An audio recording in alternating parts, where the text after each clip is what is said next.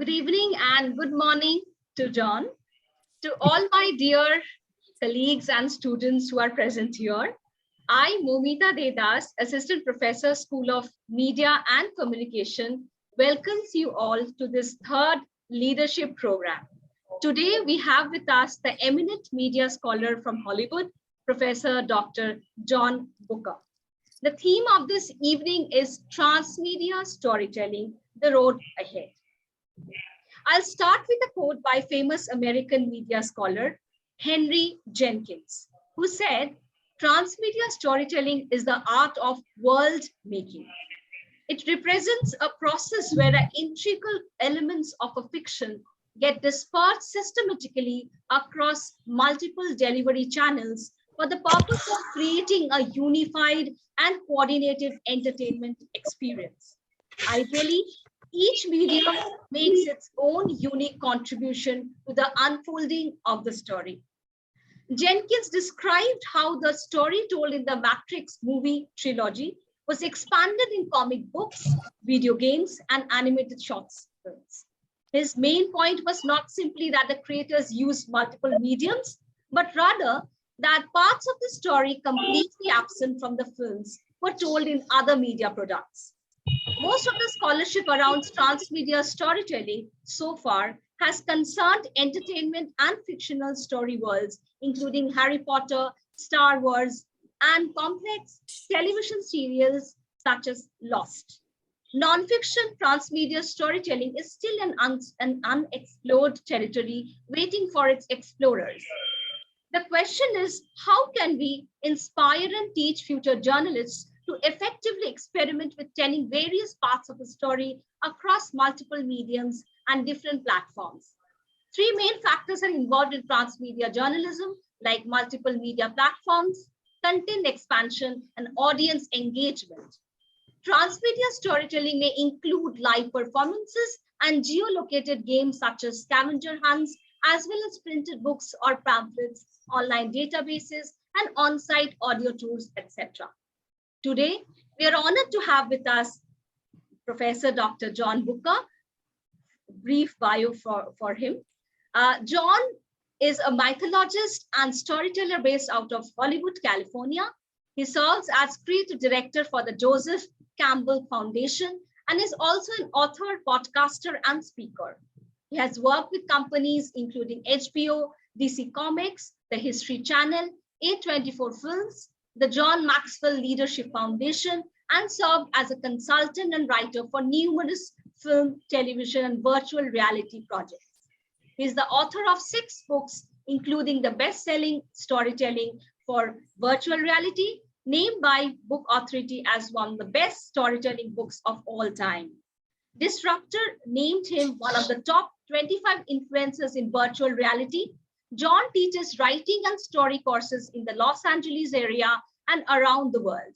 He holds a PhD in mythology and depth psychology and has spoken on 5 continents about using the power of story and myth to reframe how individuals, organizations, cultures, and nations are viewed. You can learn more about at his website, tellingabetterstory.com. Without further ado, I call upon our Dean Sir of our School of Media and Communication, Professor Dr. Mahul Brahma, to welcome Professor Dr. John Bucher and set the role for the evening. Over to you, sir. Thank you, Moumita. So first of all, a big welcome to John. The endeavor of today's event is that, I hope everybody is muted here. Thanks. So the endeavor of today's event is that, we try to bring the best from the industry, from the academia to you so that you get the right exposure. What we cannot provide you in the classroom, we try to expand our universe, be it an industry visit or the visit of an industry expert or an academy expert. Professor John is a very rare mix of both, wherein he has the academic rigor as well as the industry exposure. So where he is sitting now is a studio. He is amid work industry work, and he has given his time during that work to you. So please understand that it is a very, very valued time that he has given you. This experience is a very valued experience because you will not very very easily find somebody who has a mix of both academia and industry. You know, I have a mix of academia and industry, and I know how it is difficult to balance both. It is very easy to tend towards one side. Okay, so I can understand how difficult it is for John to balance industry as well as academia together. So that is the quality of an esteemed guest that we have got for you. So dear students, please keep your notepad and pen ready and take notes, because taking notes is very important. This is a very, very important class. Look at it like a class. Whatever questions you have, you kindly put it on the chat box. Moumita will coordinate and share those questions at the end of the session with John. The last 15 minutes we may dedicate for questions, but please ask your questions. Now, corporate storytelling and media storytelling. We were just discussing before we went, started recording on the difference between what was it, John? Storytelling and story creating and storytelling. Yeah. between story creating and storytelling. So as your professors, we encourage you to look at storytelling, because that is the future, and that is where because see, I'll give you an example. Look at the corporate side. So I'll John will focus on the media side. So let me give you a corporate perspective of storytelling, why storytelling is important. So for example, you are writing, creating news for a startup. Okay. If you remember, I have taught you about Chekhov's gun, wherein we remove every element which is not required during the storytelling, during narrative. So for example, when you talk about, say, you are representing a startup, okay, and you want to tell that story and get it out in the media or in the social media, so that people talk about your startup, people talk about the owner, the man behind it or the woman behind it. So there is one way that you give very bare facts and do it in a very mundane way. But please understand that content, there are lakhs of content like that. So why should a reader or why should an audience look at your content? The entire endeavor of that is that you have to package that content in a way that is more acceptable to people. So at my alma, IIM Calcutta, they used to say that you have to say something which opens the executive brain. Whenever the executive brain opens up, then the audience is more in line or aligned to the content that you're sharing. So the moment you use a word, however, the executive brain shuts down. So after that, whatever you say, we become defensive. So you need to understand the audience when you are talking about something, when you're telling a story. So who you are telling to, the audience of the story is very important. So to keep that in mind and talk about it. So in corporate, what is done is that this news of some startups are getting an investment and all is told in the form of a story. That is what you need to practice. That is what, so everything that you need to recreate, you recreate it in the form of a story, because the moment the audience hears the word story, the executive brain opens up. We become more acceptable to what follows the word story. And this is something that, since our childhood, we have been brought up like that. Earlier, when men were gathering food and, in a, so every evening after the day is over, where everybody is tired and done gathering food and had their food, they used to sit around a fireplace. and share their stories. And these are the stories that people remember, people keep telling on. Okay. So John is a mythologist, so he'll understand. So I have studied myth, and my book, The Mythic Value of Luxury, is based on that. How is it that a brand tells a story that survives generations like a myth? Okay, myth is a story, but there are certain elements of facts there, which is a very fine mix of something, an outcome that stays on for hundreds of years. So similarly, the stories that you have to, tell, uh, either in media or in corporate or anywhere, you have to start practicing from now. This is the time. You start looking at a piece of news with a fresh pair of eyes, with a new perspective, and that is going to make a difference. So without further ado, uh, again, I would like to thank John for his time. He was very kind that he was able to make time between his work for you, so that you understand, the essence of storytelling, the essence of what he's going to share with you. And whatever questions you have, whatever query you have, please put it in the chat box. Moumita ma'am will look at it, and at the end of the session, share with John. If it is, even after the session, if you have some questions, share with us. We will collate the entire thing and mail it to John. He said that he'll be very kind to respond to that. But please value what you are getting, because you will not get John, somebody of his caliber, who has the right mix of industry and academia with so many years of experience, so easily. Somebody who's actually working in Hollywood and with such a strong academia. It is rare. Please cherish it. Please take notes. Okay. Over to you, John.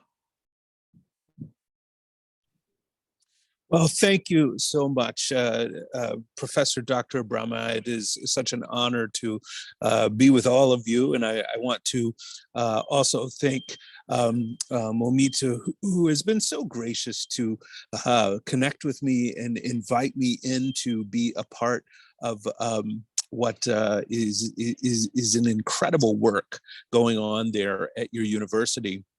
I want to say up front, I really believe in Indian storytellers, and I believe that Indian storytellers are going to be such an important part of the future of global storytelling. So I want you to know your voice is important. The stories that you have to tell are important, and the world needs to hear them. I want to hear them. I'm sitting here, as has been mentioned, I'm sitting here on a studio lot in Los Angeles. And actually, I'll show you, they are getting ready to film later today. They're setting up a lot of equipment, and they're getting ready to film a television show for Netflix later today on the studio lot. And it's in the morning here, so the work is just beginning to commence and get started. But I wanted to start my day with all of you. And I wanted to start my day with my fellow storytellers, because no matter where we sit on the globe, we all have this in common, this story, this storytelling. And the first thing I'd like to say about storytelling is there's a universal nature to storytelling that unites everyone. See, no matter where we come from, no matter who we are, no matter what types of background that we have, there is a universal connection that we share, and that is storytelling. I may not know anything about you or the culture you come from, but when you begin to share your story with me, suddenly we begin to connect as human beings. And there's nothing more powerful than our stories. I thought I would open our time this morning by not just talking about storytelling, but sharing a story with you. I was fortunate enough to recently come back from Australia, where I was speaking to storytellers in Australia. And I heard this story that I'd like to share with you this morning. And it was a group of Australian archaeologists who had heard about this group of monks over in Western China. And this group of monks were called Zen archers. And supposedly what they were able to do is they were able to go and fire their arrows from their bows and hit targets that they couldn't see with their own eyes. Well, this group of archaeologists became very fascinated by this group of Zen archers, and they decided they wanted to go and see this for themselves. So they packed up all of their gear and they got on a boat from Australia and they traveled many miles over many months across the sea. And they finally arrived in China, and they took their gear and they hiked far up into the mountains of Western China until they finally found this group of Zen archers. Well, after they found them, they began to study them. And the first morning they woke early and they sat with the Zen archers as these monks, they prayed and they chanted and they sang all day. And then at the end of the day, they went over to the side of the mountain and they fired their arrows down into the forest below, and everyone went to sleep. Early the next morning, everyone rose and they hiked down the side of the mountain, and they got to the forest where that was below the mountain. And sure enough, all the trees in the forest had targets with arrows right in the dead center. Well, the archaeologists couldn't believe their eyes. They didn't know how these Zen archers were doing this. So again, the second day, they sat with the monks as the monks chanted and they prayed and they sang. And the same thing, at the end of the day, the monks went to the side of the mountain. They fired their arrows down into the forest below, and everyone went to sleep. Again, early the next morning, they hiked down the side of the mountain, and sure enough, in the forest, on different trees, there were different targets with new arrows right in the center of the targets. The archaeologists, they couldn't believe what they were seeing, and they studied this for weeks and months, and they could not get any better understanding of what was happening. Finally, they decided that some things just were not meant to be understood, and they decided to pack up their gear and go back home. So they packed up all their gear, and early in the morning, they took it all down the mountain so that they could go and get back on the boat and go back to Australia. Well, as they were hiking down the mountain, they got through to the forest early in the morning, and they saw the monks in the forest. The monks had buckets of paint, and they were painting targets around wherever the arrows had hit on the trees. I would suggest to you this morning that many of us approach storytelling in much the same way. We fire our arrows down into the forest. Wherever the arrow hits, we paint a target around it, and we say, well, that's exactly what I meant to do. That's exactly where I meant for the arrow to hit. That's exactly it. And I'm here to suggest to you today that perhaps there is a better way. I want to talk to you this morning about transmedia storytelling. And I believe that transmedia storytelling has become an essential practice in how we communicate narratives in every field. We must understand how it works and how it can be implemented. This is especially true for those of us who want careers in media, in journalism, in any form of storytelling. We must understand how stories can defy and go outside the bounds of a single medium and be able to travel amongst mediums. We've seen this building over a period of time as popular stories have went from the pages of comic books to the television screen, to the movie screen, back into the pages of books. The journey of the Marvel stories, the Marvel comic book stories, has been an incredible journey in Hollywood to see them traverse transmedia boundaries. So how is transmedia different than other types of media, and how does it work? Well, I believe that transmedia storytelling relies on the universality of storytelling in general. And while stories can be universal, the mediums and applications by which they're delivered are constantly changing. And those who work at the intersection of these changes will have the greatest advantages in the global marketplace. In other words, if we understand how to take a story that we witness before us in the world, and we understand how to take that to print and then to video, and then perhaps to podcasts and on to other medias, those who are able to translate a story across those mediums are going to have the greatest advantages in the global marketplace.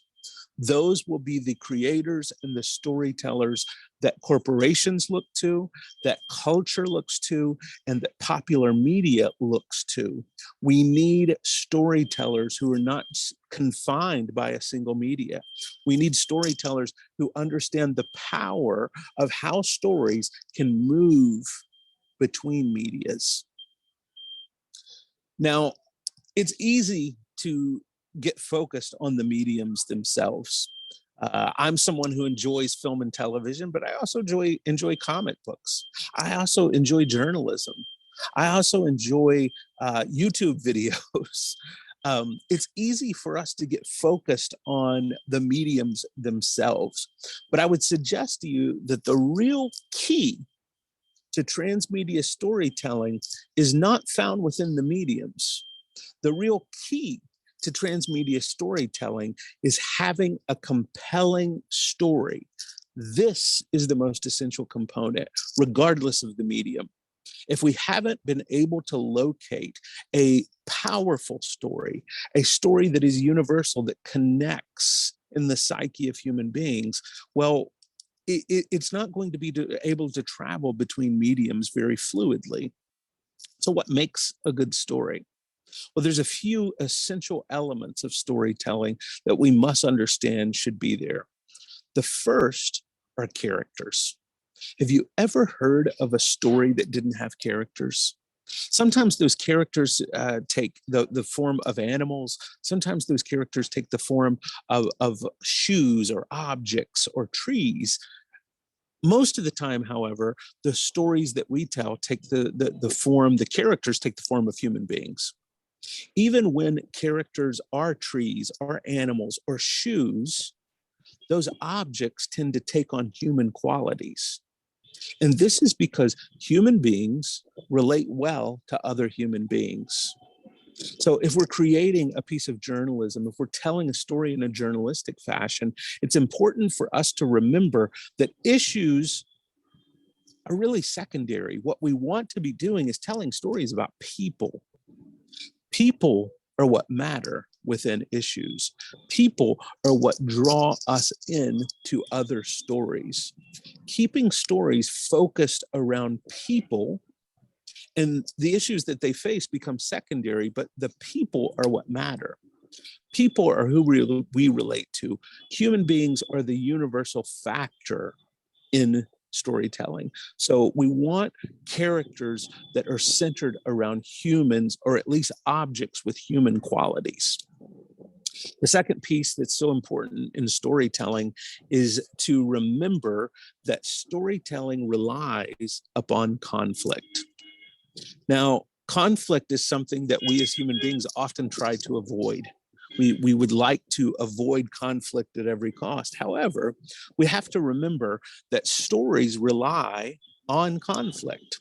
Now, many of us, especially as we begin our careers as storytellers, we have a bit of trouble trying to differentiate between what is a story and what is a scenario. See, many times we look at a scenario and think that it's a story, but I would suggest to you the difference between a scenario and a story is this essential element of conflict.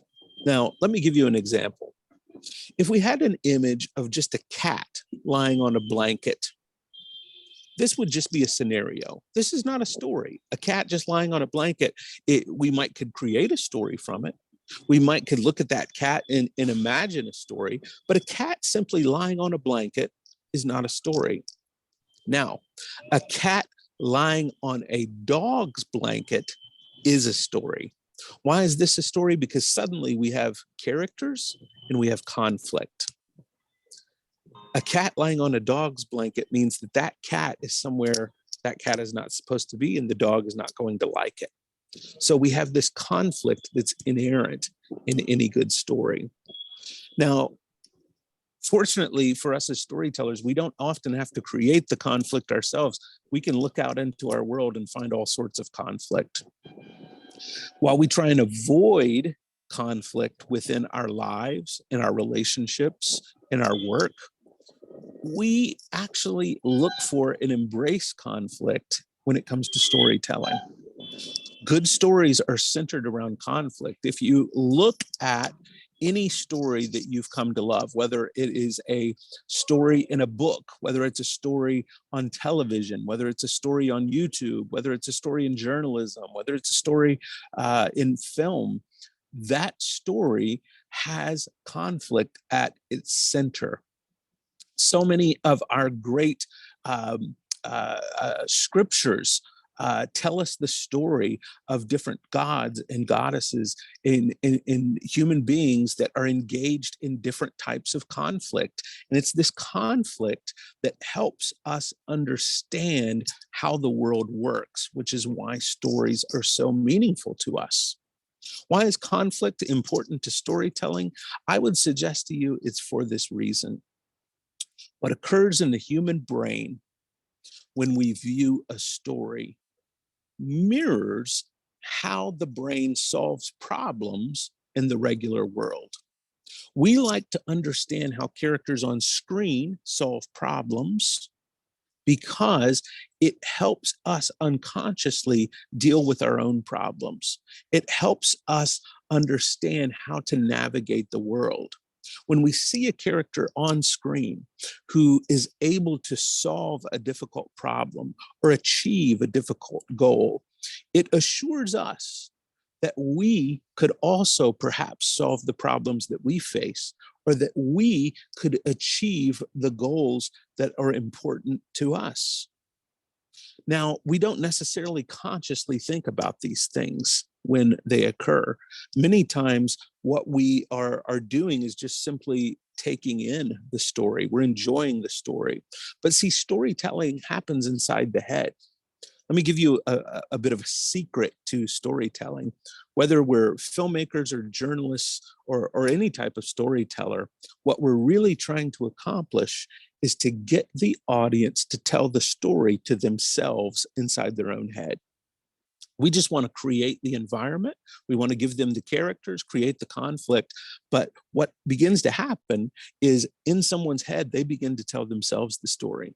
I would suggest this is what happens when you watch a film, when you watch a television show, when you watch a journalistic piece online, is you begin to tell yourself the story. You begin to explore, what would I do in this situation? How would I handle this situation? How would I deal with the circumstances that I see this character finding themselves in? Well, this is what makes stories attractive. It makes stories sticky. It causes us to want to gravitate towards them, and we're magnetically drawn to stories that have these types of elements. The thing that I think can be most challenging when it comes to transmedia storytelling is the fact that not every story is designed for every medium, and not every medium is perfect for every story. We have to recognize that when we encounter a story, it's important to find the right medium to best tell that story first. And then we can explore if perhaps that story is able to travel beyond the bounds of a single medium into other transmedia areas. But we have to first make sure that we found the best medium to tell that story. So we can't get overwhelmed with saying, I'm going to tell this story in 6 different mediums at the beginning. First, we have to find the one. Once we've secured, located the best medium for telling the story, if we say this story is best told in journalism, or this story is best told on film, or this story is best told in a podcast, once we've been able to determine that, then we can decide if perhaps the story is able to be told in multiple mediums in an effective way. And many stories will. Many stories will be able to transcend a single medium and travel outside of the medium that you're trying to tell the story in. Now, what we have to recognize is that some stories will not. Some stories will be confined to a single medium and be best told within that single medium. So finding the right medium for the story boils down to this. Some stories are inherently served by specific mediums. It is essential that communicators find the best medium for the story that they are telling. Then they can approach what other mediums the story might translate to.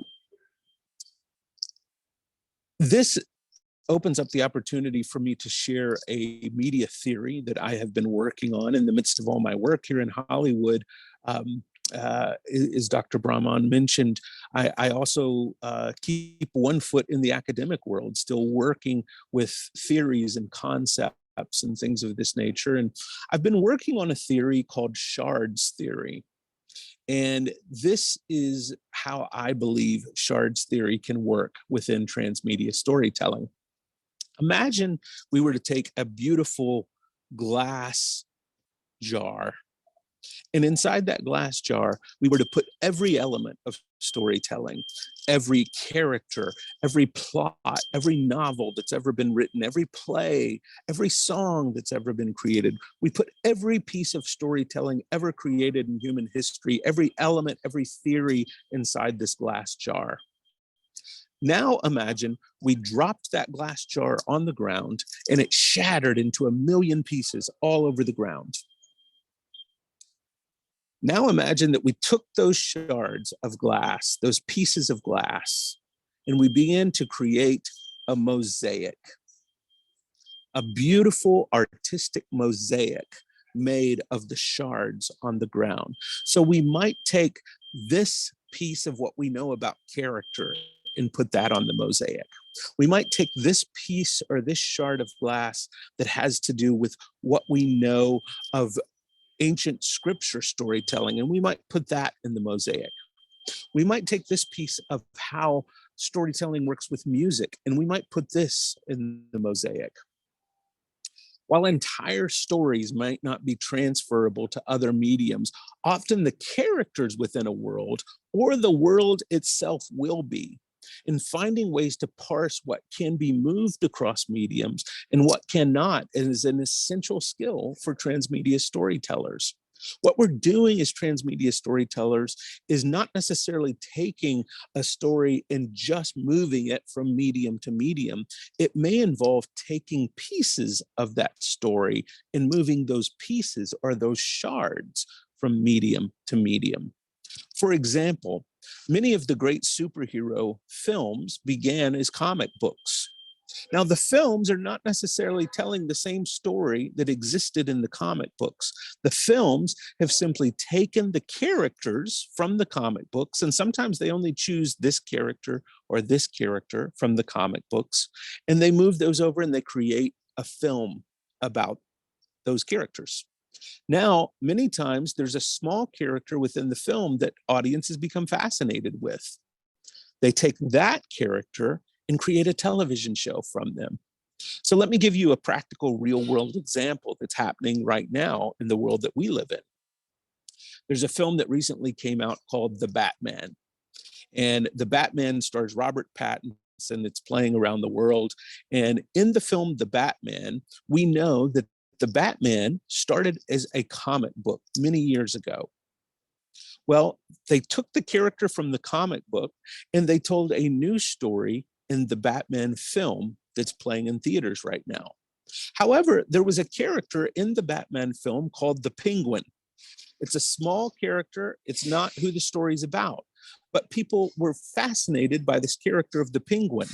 So now HBO Max has announced they are going to develop a television series around this character of the penguin. So the penguin is going to become a television series. So do you see how we've went from a comic book that had this character of the Batman to a film that had this character of the Batman? And then they took a character from that story in the film and they've made a television show. Now, there's already plans to take the television show, the penguin in the television show, and recreate that character in new comic books. So it becomes this media circle where now we started with comic books, we've come full circle all the way back to comic books. This is just one example of many of the ways that storytelling and transmedia storytelling can be moved throughout space and transferred across mediums, even though it may look very different. Now, I think it's important to just review for a moment and remind us that before we can tell a story across mediums, we have to make sure that we're actually telling a story and not just creating a scenario. This is a very important point. I've used this story a number of times, and we can define story a lot of different ways.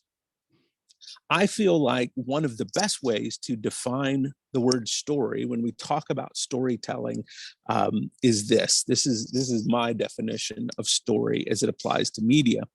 Stories are someone trying to solve a problem or achieve a goal. So we can think about this in terms of film, television, comic books, novels, or journalism. Oftentimes when we do a journalistic story about someone or a situation that's happening, we're seeing people involved in conflict. We're seeing people that have a goal, or a person that has a goal, or a person that's trying to solve a problem. This is at the center of storytelling. When we look at creating a story, we're asking ourselves, how does someone solve a problem? How does someone achieve a goal? We're looking at this in whatever medium that we're trying to tackle.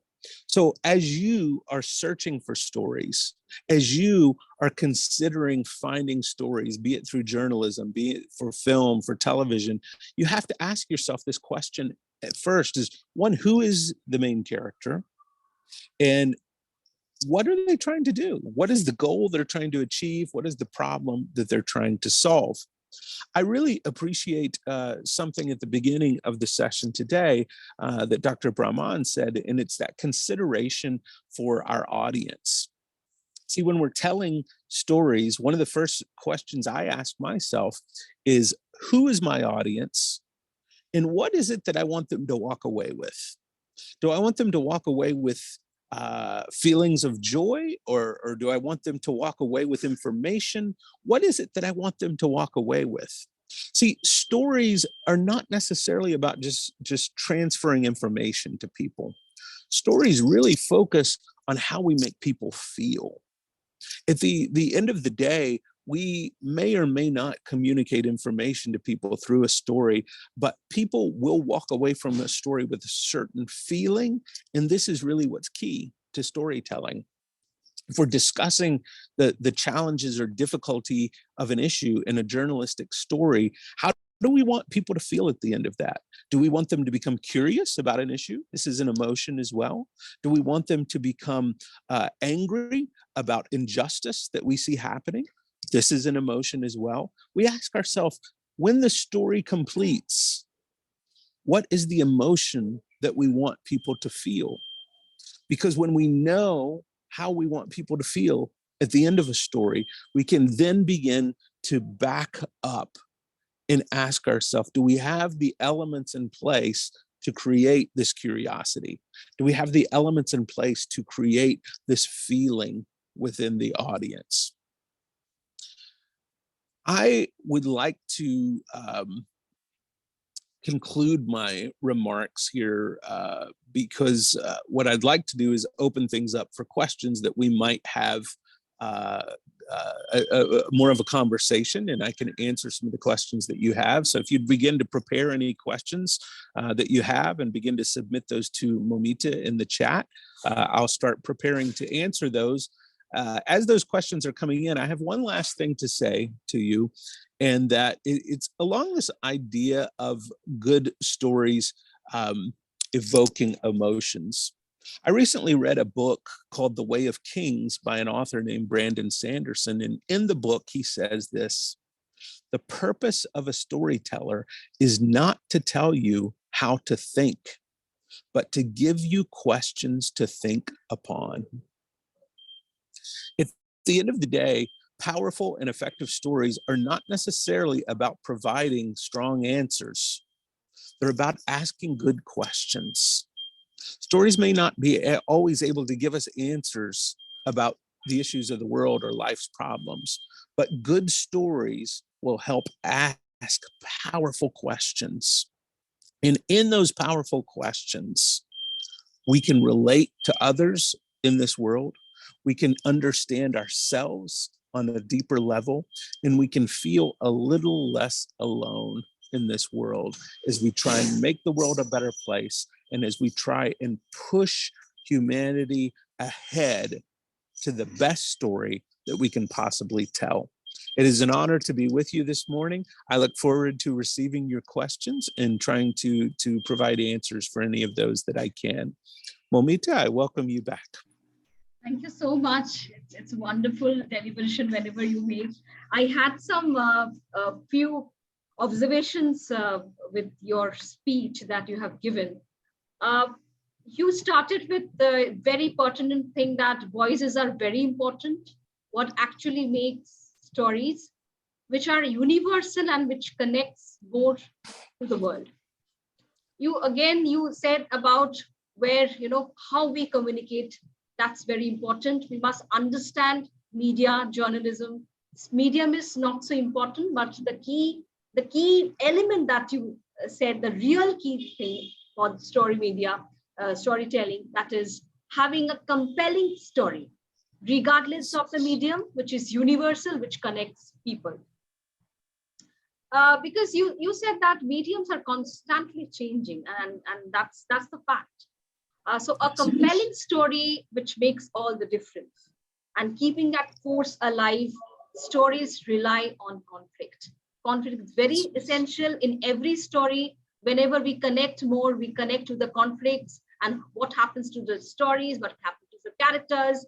So those characters, we involve ourselves, we make the part of the story. Those stories, irrespective of be it comics, be it films, be it any format, we connect to that universally.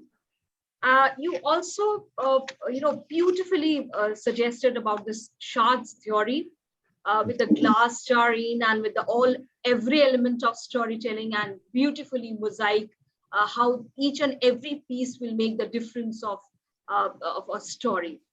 And at the end, you said that powerful questions that makes a difference, and the storytelling and the road ahead, that the theme of this program is all about, which makes all the difference. So I'll just open the session. Moumita, before you move to the questions, I just want to say 2-3 things. Yeah. One is, John, thank you. It was an extremely engaging session. While my health was not permitting me to continue, but you can see I'm still there. So it was, and dear students, this is the power of story. And this is the power of storytelling, that you engage your audience. In spite of the challenges that I'm facing physically in terms of my health, I could not just leave the meeting. That is the power, and that is one. Second is, something that I agree with John completely is that not all stories lend to every medium. So there are stories which are meant for a certain medium, and it is not malleable, or it doesn't lend itself to multiple media. So that you have to be very careful. You should not be force fitting your story across all different mediums. And sometimes the stories, it is very important for you to also identify that medium where the story will be most powerful. So that thought process, that ideation has to happen before you even conceive how you are going to write the story. So look at the content, then you see how that content can lend itself to a story, and then think that this story is suitable for A, B, C, D medium or all medium. So that is a judgment call that you have to take as a storyteller. And I completely agree with John. Third point is that it's all about us. It's all about humans. So every story is about human. So understand how you can generate that connect. So for example, so I'll take another minute, John. I'll just explain to the students. Yes, please. So for example, in CSR storytelling, students who have done my classes on CSR storytelling, I have given you an example of how between two companies, say Tata Trust and Reliance Foundation, Reliance Foundation, and by story, I'm just talking about post, a Facebook post or an Instagram post. There, while both are doing good work, and I appreciate the good work that both are doing, and without my bias towards my previous company, I'm telling you this. So Reliance, the story, the post, you can see the hero, the protagonist is Reliance Foundation, and what they are doing, and the beneficiaries are coming as a is following that to establish the the action that has been taken by the protagonist, which is Reliance Foundation. Now the problem with this is that the human connect is missing. It is talking about the action taken by Reliance Foundation. Now, on the other hand, if you see the post of Tata Trust, there they are starting with the beneficiary's name, the specific village that beneficiary is from, and telling the story of the problem that the beneficiary was facing and how the intervention of Tata Trust and something else made the life better. So here you can see the protagonist is a human, a villager or somebody financially impoverished, and there they are developing the story from there. That is something you have to understand, that humans, it's all about connect. Until and unless you humanize your story, you will lose the contact, you will lose the connect, you will lose the hook. So that is all from my side. Then over to Moumita for opening it up to questions. We have some interesting questions from both students and faculty members. We'll go first with students and then with the faculty members if their time permit. We have a question from Garima, who is a student from first year BA Media and Communication. She is saying, sir, I'm a budding writer. For the past few years, I have been working with short stories, and recently I have decided to try my hand on novel writing. But somewhere I feel my characters lack depth. So if you could provide me with some help regarding this.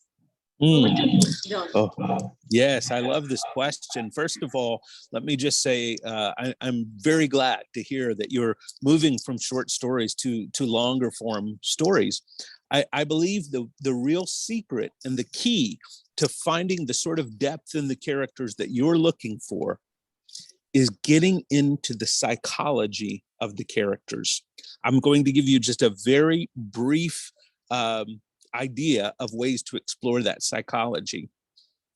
Two elements that I look for in a character: do they have a ghost or do they have a scar? What does this mean? Well, if a character has a ghost, it means that they're haunted by something that they have done in the past. In other words, they did someone wrong. They committed some evil act and they feel guilt about this. They may never tell anyone, but they have this struggle that they are dealing with over something they've done. If a character has a scar, and these are metaphors, of course, not literal, but if a character has a scar, it means something has been done to them as a character. Someone has hurt them. Someone has damaged them in some way. And they move through life with this pain, this damage. Again, we may or may not bring these elements out in the story themselves, but we know as the creator that these elements exist. The last thing that I would say to encourage you is, for every character in a longer form story that I create, I write a 2 to 3 page biography for every character.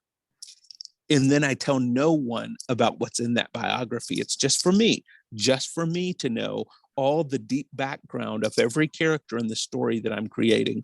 Then the depth of these characters tends to come out in my writing once I understand these elements of the character. I hope that helps you keep writing. I'll just add to that what John has said. So, typically I'll give you a perspective. So as an actor, when you prepare for a character, you maintain a journal. Okay. So what you do is that you put yourself in the shoes of the character and consider a life of that character of a day. So if, say I am playing a character of, an IT professional, then I would consider that, so what would I do in the morning? So what would I do in the office? Would I, go for a cup of tea with my colleagues or do a little bit of office politics at a corner or at the coffee cubicle, somewhere. So I would take that journey of an entire day of that character. Okay. What will happen is that, so when I am on the shoot floor, my response will be very natural. So if I am in that character and I have lived through that character, so I have written a journal of, say, 7 days or 10 days of that character's life at home, at office, maybe he has gone out with friends and all that, for a vacation. I exactly know how I will respond. Okay. Similarly, when you are writing in long form, as a novel, you also, as John rightly said, develop a biography of that character, because you have to put yourself in that character. And this is a fantastic thought process, John. The scar and the ghost thing. This is the first time I've heard of it, and it's a fantastic thought process. You basically live the entirety of all the characters there. So say when I'm acting, I only live one character. Okay. The journal helps me get into that role so that my response is natural. But when you are creating a novel, you have to live with all those 5-6 characters who are the main protagonists or the support protagonists. Okay. And that is how, once you start living their lives, spend 1 or 2 days with that character, develop the idiosyncrasies, develop, the thought processes, how frequently the scar haunts, the ghost haunts or the scar feels, and what is it that the character does when the ghost haunts it or the scar, hurts. What is the reaction? So then, say there are 5 characters, then you look at the interaction. So what happens when A talks to B? What happens when B talks to D? So once you start developing that, your story also moves forward. So that is how delicately you have to live through all the characters. So thanks, John. So Moumita, So good. I love that. Yeah, Garima, I think you have anything to say to John, Professor John? Garima? Thank you, sir. It was really helpful. I really enjoyed the session as well. Oh, it's so good to get to see you on camera, and I just want to encourage you that the stories that you have to tell, we need to hear. Keep working on these stories and keep developing these characters. You've gotten some advice from 2 professionals here, and I think you can take that advice and further create these stories that you're trying to create. And remember this: if it were easy to do, everyone would create a novel. Everyone would do this. It's a difficult thing. So you have to keep at it and practice and keep working at it and set goals and then stay true to those goals. I wish you all the best success with this. Thank you, sir. Thank you. I'll move to our second question from our student Genius. He's saying that, sir, you have mentioned that story is not about transforming information. Rather, it is about solving any problem. My question to you, how can we create a story perspective behind any serious problem of human race? How to create effective narration to grab audience attention? Yeah, I love this question because it's a question I think a lot about myself. I want to tell stories that matter in the world. I want to tell stories that address the big questions that human beings face. And how do we do that? How do we find ways to present these ideas to an audience? There's a couple of suggestions I have. One, even though these problems are very complicated, we have to present them in a very simple way. People become very frustrated when they look at how complex a problem can be. So we have to, as storytellers, be able to articulate the problem in a simple way. However, we have to also honor the complexity of the problem. But this is what takes maturity as a storyteller. It takes practice to be able to find a simple way to say this. There's a very famous American writer who once said that to someone he was writing a letter to, he said, "I wrote you a very long letter because I didn't have time to write you a short one." Now, at first, that sounds very silly, right? But what that writer was saying is that it is much more difficult to take a complicated message and to shorten it and shrink it down to something that we can perceive in a very efficient way. This is difficult to do. However, this is the task of powerful storytellers. This is what we must do.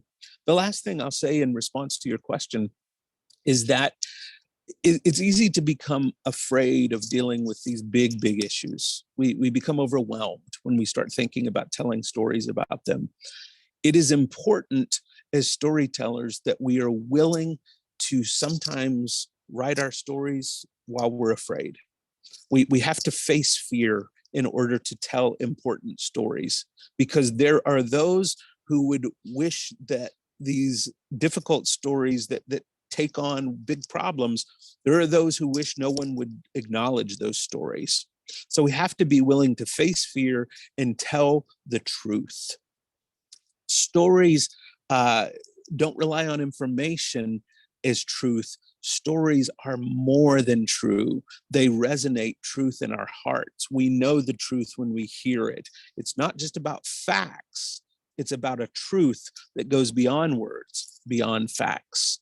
And that's how I try and approach these things.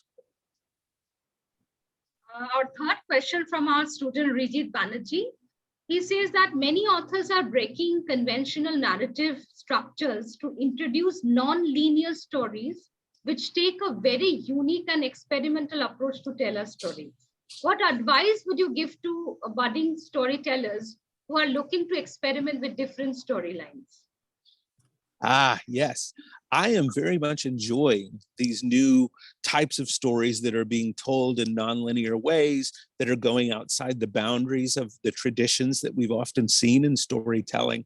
My advice is this: we must first know the rules in order to understand how to break them effectively. It is a temptation for many storytellers in the beginning to throw all the rules out and say, I'm just going to write what I want, tell the story I want. I don't believe that this results in powerful stories. This results in chaos. We must first learn the rules. We must first learn the ways that powerful stories work. Then, as I mentioned, we can drop the glass jar on the ground and let it shatter. And then we can take the elements of that to build our mosaic. But first, we must understand what all those elements are. We cannot just take all structure and forget about it. We must understand it first, then we can transcend it. And this is what's exciting to see artists being able to do this. So it sounds like ironic advice, but my advice is, if you want to tell stories that are nonlinear, that go outside the bounds of the traditional boundaries, first study the boundaries, study structure, and understand how those things work. And then you'll be able to transcend those things effectively. Next question is from our faculty member, Dr. Nitesh Tripathi. He says, how does storytelling work for today's audience whose attention span is short and is hooked to short content? Could you repeat the question? My earphones broke.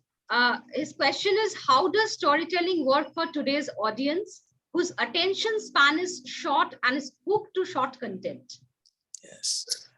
This is This is a problem all storytellers face right now, because with the success of YouTube and TikTok and so many of these platforms that allow very, very short stories to exist, many of us are wondering, how do we then tell stories that are more complex than can be told in 30 seconds or a short amount of time? How do we deal with attention spans? This, I believe, is a delicate balance that we have to face.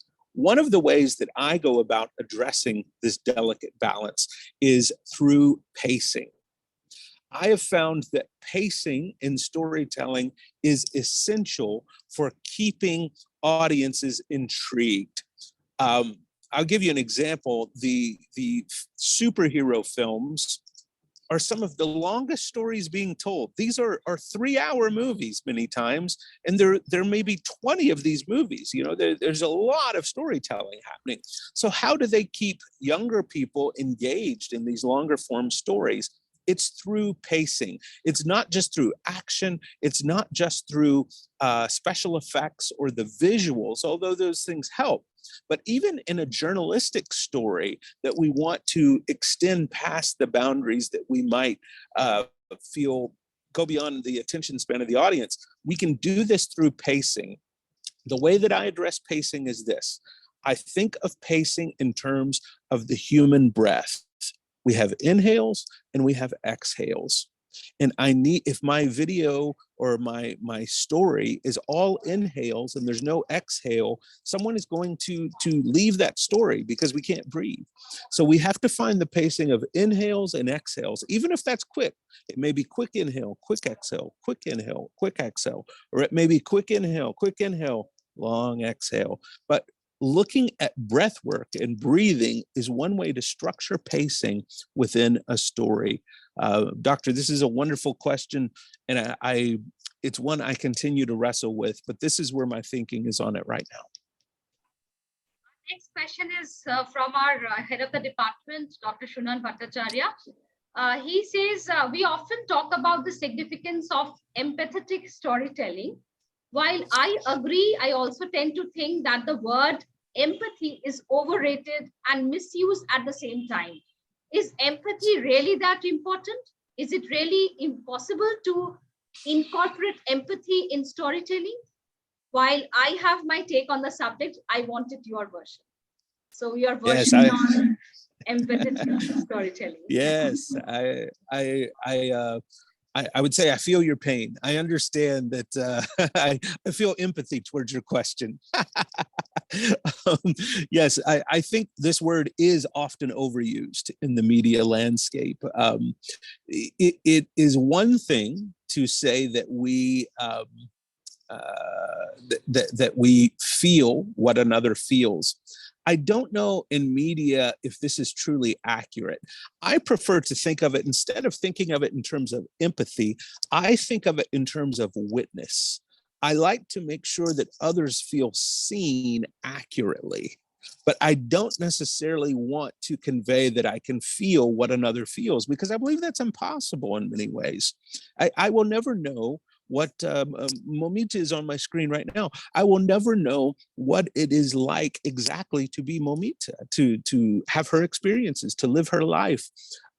However, I can reflect back to Moumita elements in the story I tell where she feels like I understood a small moment of her life. She feels seen.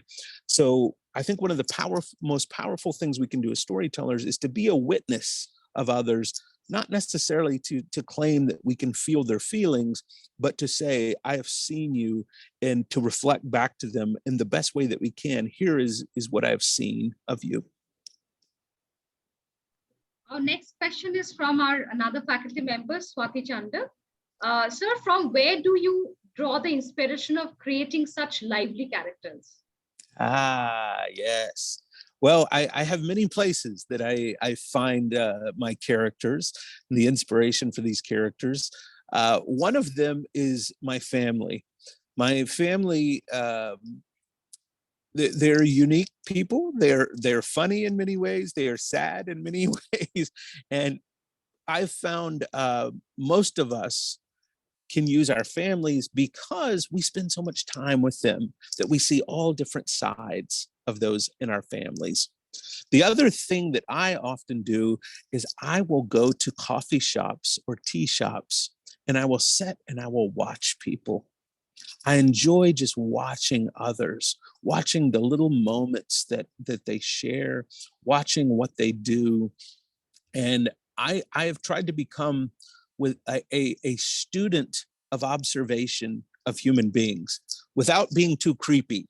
You don't want to be a creepy person that is following people around and making people uncomfortable. You don't want that. But what you can do is become a student of observation and paying close attention to those around you. So family and coffee shops, that's the two places that I find the most inspiration. Wonderful. Our last question from our student, Abhishek Bhattacharya. He says, when we see movies from A24 like Midsommar, Hereditary, it shows the myth raises more questions than the truth. I would like to correlate the question with the medium belonging to certain strata of the audience. Other studios in different countries do not allow that. Don't you think that the storytelling has become a transcendental luxury for the marginalized people in society? Ooh, what a powerful question. What a powerful question. Yeah, he is Yes. a final year student. Very bright student. Yeah. Oh, that's I'm moved by your question. And one, I'm so glad you brought in A24 films because I do a lot of work with A24 films, and I'm glad you brought in films like Midsommar, and these are films that are they're powerful, but they're not for everyone. They're controversial in many ways, and you know, this is something to remember, that not every story is for every audience, and not every audience is for every story, and that's okay. As to your question, I would agree with you. I feel like that maybe it's not just film, but storytelling in general can transcend cultural boundaries. It can transcend boundaries of class and division that are hurtful to humanity. And because we now live in an age where people can so easily tell their story and get it out to others, you know, those of us that have a phone now can tell some sense of our story. Those of us that have even just a pencil and a piece of paper, we can tell our story and we can get it out to many people. This, I think, allows us the opportunity to speak the truth and to address the difficult issues in the world, and to address the inequalities that we find among different people. And I believe that we argue in culture throughout history as to what is a good story and what is a bad story. And what might be a good story for some people might be a bad story for others. And we argue this over and over throughout history. I don't pretend to tell you today that I know what a good story is or what a bad story is for humanity. I do believe that we can all agree that there is a better story out there that all of us can be pursuing.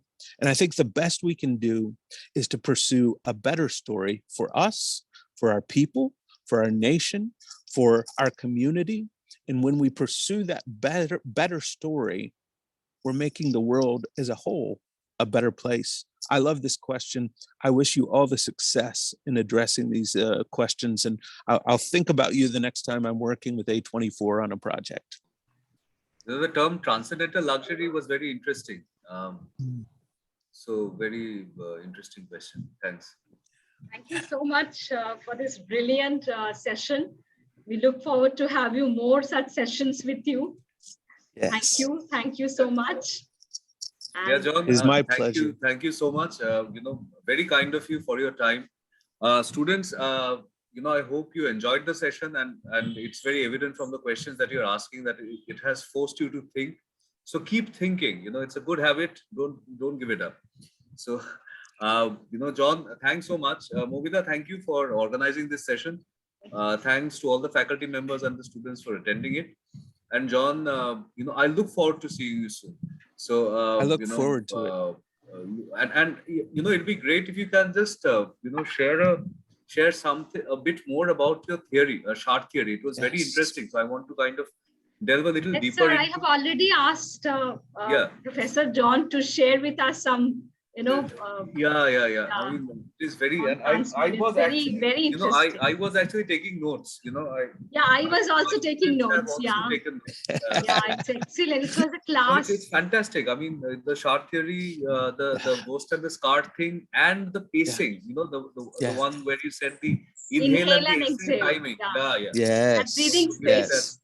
That is very Yes. important. Yeah. Very, very interesting thought It is. process. Very If you can just share a little Yes. bit more with us, so we would love to share it with the students. I would love to share more, and I hope to be sharing with you in person in the next year. I'm hoping to be able to come to India and share in person. Yeah, absolutely. Absolutely. Absolutely. Well, I must get on to my work today. Please, It was a please. pleasure Thank to you be so with much. all of Thank you so you. much for your Yes. valuable Thank you so time. much. Have a great day, everyone. You Take too. care. You too. Great. All right. Thank you. Bye. Bye.